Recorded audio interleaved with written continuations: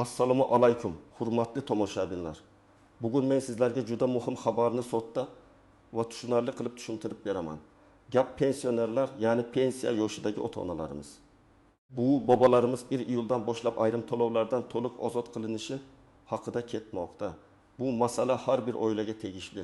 Chunki deyarli har bir xonadonda pensioner bor yoki yaqin yillar ichida kimdir pensiyaga chiqadi. Men bu videoda faqat xabarni aytib qo'ymayman. Men sizga avval qanday bo'lganini, endi nima o'zgarganini, kimlar bundan foydalanishi mumkinligini, kimlar hali ham to'lov qilishi kerakligini, qaysi joylarda odamlar adashi mumkinligini va amalda nima qilish kerakligini birma-bir tushuntiraman. Iltimos, videoni oxirigacha ko'ring, chunki aynan oxirida men sizga hujjatlarni qanday tayyorlash, qayerga murojaat qilish va ariza yozishda nimalarga e'tibor berish kerakligini aytaman. Kanalga hozirroq obuna bo'ling. Videoga like bosing. Chunki bunday ma'lumot bir kun kelib sizga yoki yaqinlaringizga juda asqotadi. Men eng avvalo vaziyatni oddiy qilib tushuntiraman. Ko'p pensionerlarimiz pensiya oladi, lekin pensiya miqdori har doim ham barcha xarajatlarni bemalol qoplab bermaydi. Kommunal to'lovlar, tibbiyotga ketadigan xarajatlar, dori-darmon, yo'l puli, uy-joy bilan bog'liq majburiy to'lovlar, ayrim xizmatlar uchun yig'imlar, mahalla yoki tashkilot orqali undiriladigan badallar, bularning hammasi pensioner uchun sezilarli yuk bo'lib kelgan. Oldin ko'p hollarda odamlar bir narsani bilmas edi. Pensioner ayrim imtiyozlarga ega bo'lishi mumkin, lekin bu imtiyoz avtomatik qo'llanmaydi. Ya'ni odam pensiyada bo'lsa ham, agar u o'z vaqtida ariza bermagan bo'lsa, tegishli tashkilotga bormagan bo'lsa, ba'zida ma'lumot to'g'ri ko'rinmagan bo'lsa, u baribir to'lov qilaverardi. Masalan, bir pensioner oyga 1 million 200 ming so'm pensiya olsa, shundan 2 ming so'm kommunal xizmatlarga, 1 ming so'm dori-darmonga, 2 ming so'm yo'lga, yana turli xizmatlarga 2 ming so'm ketgan. Natijada qo'lda qoladigan pul juda kamayib ketgan. Endi 1 iyuldan boshlab qabul qilingan tartibga ko'ra pensionerlarning ayrim toifadagi to'lovlardan to'liq ozod qilinishi ko'zda tutilmoqda. Bu yerda eng muhim so'z to'liq ozod degani. Ya'ni ma'lum bir xizmat yoki majburiy yig'im bo'yicha pensionerdan pul olinmasligi kerak. Lekin men darhol ogohlantiraman. Hamma to'lovlar emas, faqat belgilangan to'lovlar bo'yicha ozod qilinadi. Shuning uchun har bir pensioner yoki uning farzandi qaysi to'lovlar imtiyozga kirishini aniq tekshirish kerak. Oldingi tartibda ko'p narsa joylardagi amaliyotga bog'liq edi. Bir hududda pensionerga imtiyoz to'g'ri qo'llangan, boshqa hududda esa bizda bunday tartib yo'q. Hujjat olib keling, bazadan chiqmayapti, avval to'lang. Keyin ko'rib chiqamiz degan javoblar berilgan. Men bunday vaziyatlarni juda ko'p ko'rganman. Odamlar huquqini bilmagani uchun ortiqcha pul to'lab yurgan holatlar ham bo'lgan. Endi asosiy o'zgarish shundan iboratki, pensioner maqomi aniq tasdiqlangan fuqarolarga nisbatan ayrim majburiy to'lovlarni undirish tartibi yengillashtiriladi yoki bekor qilinadi. Bu pensionerning daromadini himoya qilishga qaratilgan. Chunki pensiya bu oddiy ish haqi emas. Bu odamning yillar davomida qilgan mehnati evaziga beriladigan ijtimoiy ta'minotdir. Davlat pensionerning asosiy ehtiyojlarini qoplashga yordam berishi, ortiqcha moliyaviy yukni kamaytirishi kerak. Masalan, oldin pensioner uy-joy bo'yicha ayrim xizmatlar, hujjat rasmiylashtirish, ma'lumotnoma olish yoki boshqa xizmatlar uchun umumiy tartibda to'lov qilgan bo'lishi mumkin. Endi belgilangan ro'yxatdagi xizmatlar bo'yicha undan to'lov talab qilinmasligi kerak. Bu nimani anglatadi? Agar pensioner biror tashkilotga borsa va undan avvalgidek pul talab qilinsa, u men pensionerman. 1 iyuldan boshlab ushbu to'lovdan ozod qilingan toifaga kiraman. Iltimos tartibni tekshirib bering deb aytishi mumkin. Lekin yana bir muhim jihat bor. Imtiyozlar ko'pincha shaxsning o'ziga tegishli bo'ladi. Uning butun oilasiga emas. Masalan, uyda pensioner ota ishlaydigan farzand va nabiralar yashasa, imtiyoz faqat pensionerning nomiga rasmiylashtirilgan xizmat yoki pensionerning shaxsiy murojaati bo'yicha qo'llanishi mumkin. Agar hisob-kitob farzand nomida bo'lsa, pensioner u uyda yashayotgani uchun avtomatik ravishda barcha to'lov bekor bo'lib qolmaydi. Mana shu farqni tushunish juda muhim. Endi men kimlar e'tibor berishi kerakligini aytaman. Birinchi navbatda yoshga doir pensiya olayotgan fuqarolar, ya'ni erkaklar va ayollar qonunchilikda belgilangan pensiya yoshiga yetib rasmiy ravishda pensiya olayotgan bo'lsa, ular bu tartibdan foydalanish imkoniyatini tekshirishi kerak. Ikkinchi toifa nogironlik pensiyasi olayotgan fuqarolar. Ayrim imtiyozlar aynan nogironligi bo'lgan shaxslarga ham tegishli bo'lishi mumkin. Lekin bu yerda guruh hujjat muddati, tibbiy ijtimoiy ekspertiza xulosasi va pensiya turi ahamiyatga ega bo'lishi mumkin. Shuning uchun bunday fuqarolar o'z hujjatlarining amal qilish muddatini albatta tekshirib qo'yishi kerak. Uchinchi toifa boquvchisini yo'qotganlik pensiyasi oladigan oilalar. Bu toifa bo'yicha imtiyozlar har doim ham pensionerlar bilan bir xil bo'lmasligi mumkin. Lekin ayrim hollarda ijtimoiy himoyaga muhtoj deb topilgan shaxslar uchun qo'shimcha yengilliklar bo'ladi.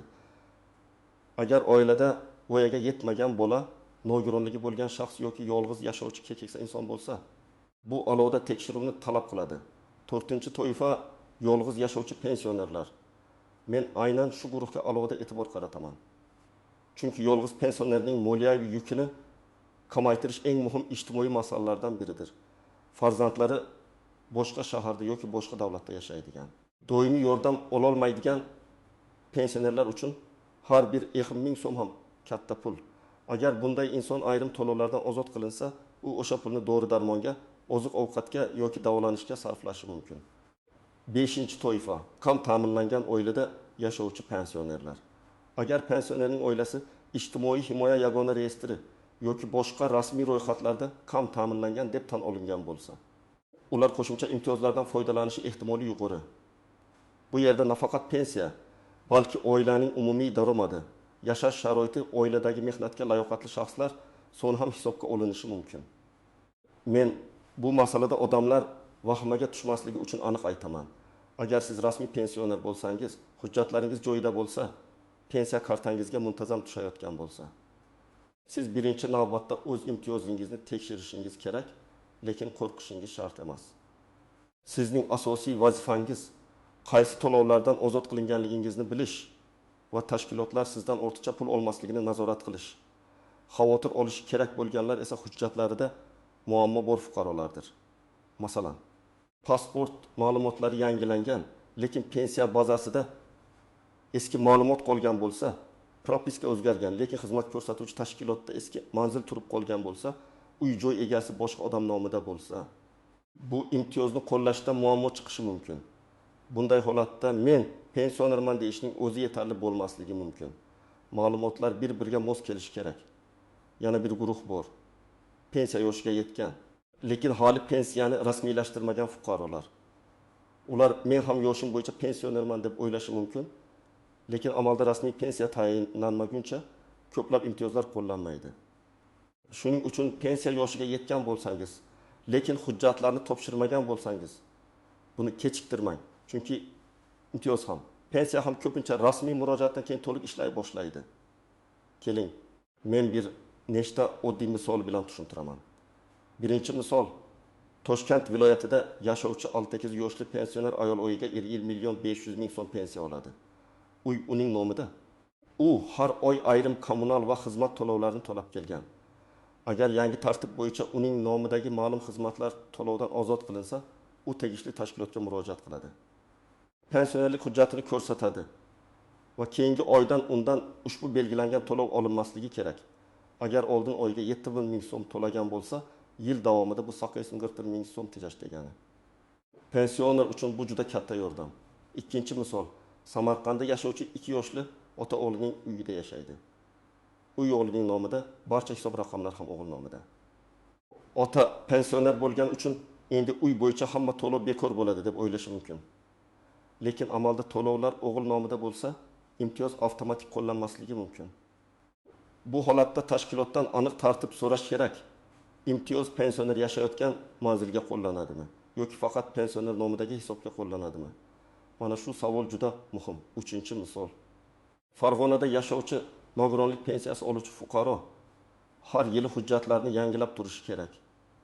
U imtiyozdan foydalanib kelayotgan bo'lsa, lekin nogironlikni tasdiqlovchi hujjat muddati tugagan bo'lsa, tizim uni imtiyozli toifadan vaqtincha chiqarib qo'yishi mumkin.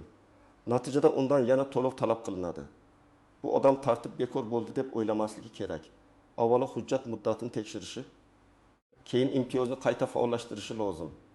To'rtinchi misol, Qashqadaryoda yolg'iz yashovchi 75 yoshli buvi har oy pensiyasidan dori uchun 300 ming so'm sarflaydi.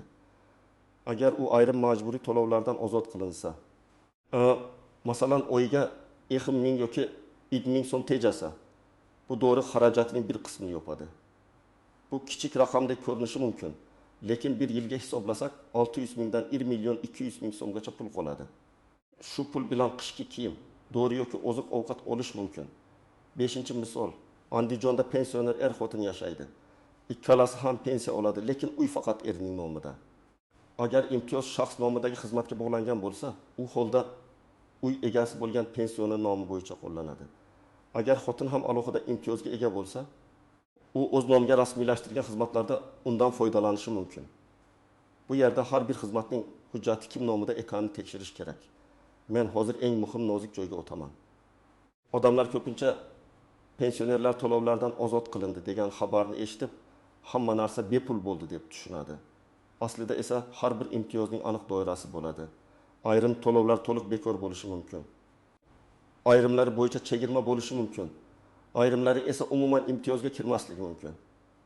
Masalan, davlat xizmatlari bo'yicha ayrim yig'imlar, ma'lumotnoma olish, ariza ko'rib chiqish, rasmiy hujjat rasmiylashtirish kabi xizmatlarda imtiyoz bo'lishi mumkin. Lekin xususiy tashkilot ko'rsatadigan xizmat, masalan, xususiy klinika, xususiy transport, xususiy servis yoki xususiy uy-joy boshqaruv kompaniyasi xizmatlari avtomatik ravishda bepul bo'lib qolmasligi mumkin. Agar qonunda yoki shartnomada alohida ko'rsatilmagan bo'lsa, xususiy tashkilot o'z narx siyosatini saqlab qoladi. Kommunal xizmatlarda ham farq bor. Elektr, gaz, suv, issiqlik chiqindi, uy-joyni saqlash xarajatlari bularning har biri bo'yicha tartib alohida bo'lishi mumkin. Ba'zi holatda imtiyoz faqat belgilangan me'yor doirasida qo'llanadi. Masalan, oyga ma'lum kub metr suv yoki ma'lum kilovat elektr uchun yengillik bo'lishi mumkin. Undan ortiq sarf qilingan qism umumiy tartibda hisoblanadi. Shuning uchun menga umuman hisob kelmasligi kerak deb o'ylash noto'g'ri bo'lishi mumkin. Yana bir nozik masala qarzdorlik. Agar pensionerning 1 iyulgacha bo'lgan eski qarzi bo'lsa, yangi imtiyoz bu qarzni avtomatik o'chirib yubormasligi mumkin. Ya'ni 1 iyuldan keyingi to'lovlar bo'yicha ozodlik qo'llanadi. Lekin oldingi davr uchun hisoblangan qarz alohida ko'rib chiqiladi. Bunday holatda tashkilotga borib, qarz qaysi davrga tegishli ekanini yozma ravishda so'rash kerak. Agar qarz noto'g'ri hisoblangan bo'lsa, qayta hisob-kitob talab qilish mumkin. Yana bir xato og'zaki gapga ishonish. Men doim aytaman, pensionerlarning huquqi og'zaki emas, hujjat bilan himoya qilinadi. Agar sizga imtiyoz yo'q deyishsa, iltimos, buni yozma ravishda javob qilib bering deb so'rang. Ko'pincha tashkilotlar yozma javob berishga kelganda masalani jiddiyroq tekshiradi. Chunki yozma javob keyin yuqori tashkilotga yoki sudga asos bo'lishi mumkin. Endi men istisnolar haqida batafsil to'xtalaman. Birinchi istisno, imtiyoz faqat fuqarolarning muayyan toifasiga berilishi mumkin. Ya'ni barcha pensionerlar emas, balki ma'lum shartlarga javob beradigan pensionerlar. Masalan, yolg'iz pensioner, nogironligi bo'lgan pensioner, kam ta'minlangan oiladagi pensioner, urush yoki mehnat faxriysi, alohida ijtimoiy ro'yxatga kiritilgan shaxslar. Shuning uchun o'zingizni qaysi toifaga kiritishingiz mumkinligini tekshiring. Ikkinchi istisno, imtiyoz faqat bitta obyektga qo'llanishi mumkin. Masalan, pensionerning ikkita uyi bo'lsa, imtiyoz faqat yashab turgan asosiy manzil bo'yicha berilishi mumkin. Agar boshqa uy ijaraga berilgan bo'lsa yoki foydalanilmayotgan bo'lsa, unga umumiy tartibda to'lov hisoblanishi ehtimoli bor. Bu holatda men pensionerman, ikkala uyim uchun ham to'lamayman deyish har doim ham to'g'ri bo'lmaydi. Uchinchi istisno, daromad manbasi. Ayrim imtiyozlar faqat ishlamaydigan pensionerlarga beriladi. Agar pensioner rasmiy ishlayotgan bo'lsa, tadbirkorlik qilayotgan bo'lsa yoki boshqa daromadga ega bo'lsa, ayrim yengilliklar cheklanishi mumkin. Bu hamma imtiyozga tegishli degani emas, lekin tekshirib ko'rish kerak. 4-tuzoq, ma'lumotlar bazasidagi xatolik. Men amaliyotda buni ko'p ko'raman. Odam pensioner, lekin tizimda uning maqomi ko'rinmaydi. Sababi pasport almashtirgan, JSHR raqami noto'g'ri kiritilgan, tug'ilgan sana xato yozilgan yoki manzil yangilanmagan. Shunda tashkilot xodim bazadan chiqmadi deb to'lov talab qiladi. Bunday holatda pensioner aybdor emas, lekin muammoni tuzatish uchun pensiya jamg'armasi bo'limi mahalla yoki davlat xizmatlari markazi orqali ma'lumotlarni to'g'rilatish kerak. 5. Tuzoq vositachilarga ishonish. Ba'zi odamlar men sizga imtiyoz chiqarib beraman, pul bering deyishi mumkin. Men qat'iy aytaman, rasmiy imtiyoz uchun kimlargadir qo'lga pul berish kerak emas. Hamma ish ariza, hujjat va rasmiy tartib orqali qilinadi. Agar kimdir sizdan pul so'rasa, u holda ehtiyot bo'ling. Bu firibgarlik bo'lishi mumkin. Endi eng kerakli qismga keldik. Men sizga pensioner yoki uning farzandi nima qilishi kerakligini bosqichma-bosqich aytaman. Birinchi qadam: pensionerlik maqomini tasdiqlovchi hujjatlarni tayyorlang. Bunga pasport yoki ID karta, JSHSH raqami, pensiya guvohnomasi yoki pensiya tayinlanganini tasdiqlovchi ma'lumot, pensiya kartasi bo'yicha ma'lumotlar kirishi mumkin. Agar nogironlik pensiyasi bo'lsa, nogironlikni tasdiqlovchi amaldagi hujjat ham kerak bo'ladi. Ikkinchi qadam: qaysi to'lovdan ozod bo'lishni aniq belgilang. Masalan, siz kommunal xizmat bo'yicha murojaat qilyapsizmi? Davlat xizmati yig'imi bo'yichami? Uy-joy bilan bog'liq to'lov bo'yichami? Yoki boshqa majburiy to'lov bo'yichami? Har bir tashkilotga bir xil ariza bilan borish har doim ham natija bermaydi. Muammo qaysi to'lov bo'lsa, o'sha tashkilotga aniq murojaat qilish kerak. Uchinchi qadam: hisob raqamlar va hujjatlar kim nomida ekanini tekshiring. Elektr, gaz, suv, chiqindi, uy-joy xizmatlari bo'yicha shartnomalar pensioner nomidami yoki farzand nomidami? Uy kadastri kimning nomida? Manzil bo'yicha propiska bormi? Agar hammasi pensioner nomida bo'lsa, imtiyozni qo'llash osonroq bo'ladi. Agar nomlar har xil bo'lsa, avval tashkilotdan tartibni so'rab, kerak bo'lsa hujjatlarni moslashtirish kerak. 4-qadam: yozma ariza bering. Arizada shunday mazmun bo'lishi mumkin: men falonchi yoshga doir pensioner sifatida 1 iyuldan boshlab belgilangan tartibga muvofiq tegishli to'lovlardan ozod etish yoki qayta hisob-kitob qilishni so'rayman. Pensionerlik maqomini tasdiqlovchi hujjatlar ilova qilinadi. Ariza qisqa, aniq va hurmat bilan yozilishi kerak. Eng muhimi, arizani ro'yxatdan o'tkazdiring. Kirim raqami yoki qabul qilingan sana bo'lmasa, keyin murojaatni isbotlash qiyin bo'ladi. 5-qadam: javob muddatini kuzating. Tashkilot sizga darhol javob bermasa, bu normal holat bo'lishi mumkin. Chunki ular ma'lumotlarni tekshiradi. Lekin javob cho'zilsa, takroriy murojaat qiling. Agar umuman javob bo'lmasa, yuqori tashkilotga, mahallaga, tuman hokimligi qabulxonasiga yoki davlat xizmatlari markaziga murojaat qilish mumkin. 6-qadam: eski to'lovlar bo'yicha qayta hisob-kitob so'rang. Agar 1 iyuldan keyin ham sizdan noto'g'ri pul olingan bo'lsa, ortiqcha undirilgan summani qayta hisoblash va keyingi to'lovlarga hisobga olishni so'rayman deb yozing. Masalan, siz iyul, avgust va sentyabr oylarida har oy 6000 so'mdan to'lagan bo'lsangiz, jami 1000 so'm ortiqcha to'lov bo'lishi mumkin. Tashkilot bu pulni qaytarish yoki keyingi hisob-kitobdan ayirish masalasi tartibga ko'ra hal qilinadi. 7-qadam: barcha kvitansiyalarni saqlang. Men buni alohida ta'kidlayman. Ko'p odamlar kvitansiyani tashlab yuboradi. Keyin esa men to'laganman yoki mendan noto'g'ri olishgan deb isbotlay olmaydi. Har bir to'lov kvitansiyasi, SMS xabar, bank ilovasi cheki, ariza nusxasi, tashkilot javobi hammasini alohida papkada saqlang. Farzandlar ota-onasiga yordam berib, bu hujjatlarni telefoniga suratga olib qo'ysa ham yaxshi bo'ladi. Agar masala pensiya maqomi bilan bog'liq bo'lsa, birinchi navbatda pensiya jamg'armasining hududiy bo'limiga murojaat qilinadi. U yerda pensionerning ma'lumotlari, pensiya turi, tayinlangan sana va bazadagi holati tekshiriladi. Agar ma'lumot noto'g'ri bo'lsa, uni tuzatish bo'yicha yo'l ko'rsatiladi. Agar masala davlat xizmatlari yig'imi bilan bog'liq bo'lsa, davlat xizmatlari markaziga murojaat qilish mumkin. U yerda xodimdan aynan pensionerlar uchun 1 iyuldan keyingi imtiyoz qanday qo'llanishini so'rash kerak. Og'zaki javob bilan cheklanmasdan, kerak bo'lsa yozma tushuntirish so'rang. Agar masala kommunal xizmatlar bilan bog'liq bo'lsa, elektr tarmog'i, gaz ta'minoti, suv ta'minoti, issiqlik yoki chiqindi xizmatini ko'rsatuvchi tashkilotga alohida murojaat qilinadi. Har birida hisob raqami va shartnoma ma'lumotlari kerak bo'ladi. Masalan, elektr uchun alohida abonent raqami, gaz uchun alohida shaxsiy hisob, suv uchun alohida hisob bo'ladi. Agar masala uy-joy, kadastr yoki mulk hujjatlari bilan bog'liq bo'lsa, kadastr organlari yoki davlat xizmatlari markazi orqali tekshiruv qilinadi. Uy pensioner nomida bo'lmasa, imtiyoz qo'llanishiga ta'sir qilishi mumkin. Bunday vaziyatda avval hujjatlarni tartibga keltirish kerak. Men sizga oddiy tartibni aytaman. Agar tashkilot sizga imtiyoz yo'q desa, darhol janjal qilish shart emas. Avvalo xotirjamlik bilan iltimos. Rad etish sababini yozma ravishda bering deb ayting. Yozma javobda ular qaysi qonun, qaysi band yoki qaysi sababga asoslanayotganini ko'rsatish kerak. Keyin shu javobni olib yuqori tashkilotga murojaat qiling. Masalan, mahalliy bo'lim rad etsa, viloyat bo'limiga, u ham hal qilmasa, respublika darajasidagi tashkilotga murojaat qilish mumkin. Murojaatda hissiyot emas, fakt bo'lish kerak. Men pensionerman, mana hujjatlarim. Mana to'lov kvittansiyalari, mana rad javobi.